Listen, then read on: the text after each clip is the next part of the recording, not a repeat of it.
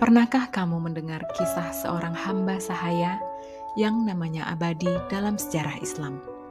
Ia bukan seorang panglima perang atau pemimpin suku, tetapi suaranya menggema hingga kini memanggil umat untuk melaksanakan sholat. Inilah kisah Bilal bin Rabah, muazin pertama dalam Islam yang keteguhan imannya menginspirasi kita semua.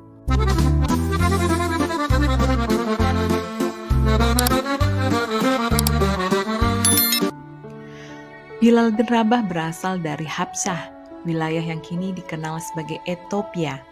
Ia adalah seorang budak milik Umayyah bin Khalaf, seorang pemuka Quraisy yang sangat membenci Islam.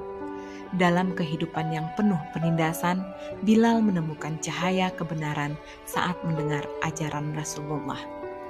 Namun keputusannya memeluk Islam menjadi awal penderitaan panjang. Umayyah marah besar.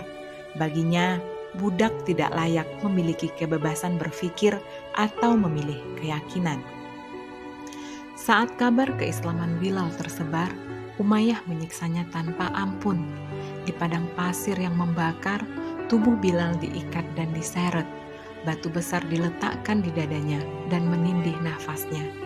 Tapi di tengah derita, hanya satu kata yang keluar dari bibirnya, "Ahad, Ahad." Suara lirih namun teguh itu menjadi simbol ketegaran. Bilal memilih iman daripada kebebasan fisik. Keberanian ini mengguncang hati para sahabat dan menjadi bukti bahwa keyakinan yang kokoh tidak bisa dihancurkan oleh siksaan. Melihat penderitaan Bilal, Abu Bakar As-Siddiq, sahabat setia Rasulullah, tidak tinggal diam. Dengan harta pribadinya, ia membeli Bilal dari Umayyah dan memerdekakannya. Sejak saat itu, Bilal menjadi orang yang merdeka, yang berdiri tegak membela Islam. Ketika Islam berkembang di Madinah, Rasulullah mempercayakan tugas mulia kepada Bilal menjadi muazin pertama. Suara Bilal yang merdu dan penuh keyakinan memanggil umat untuk sholat. Setiap panggilan azannya bukan sekedar seruan, tapi juga simbol kemenangan iman atas penindasan.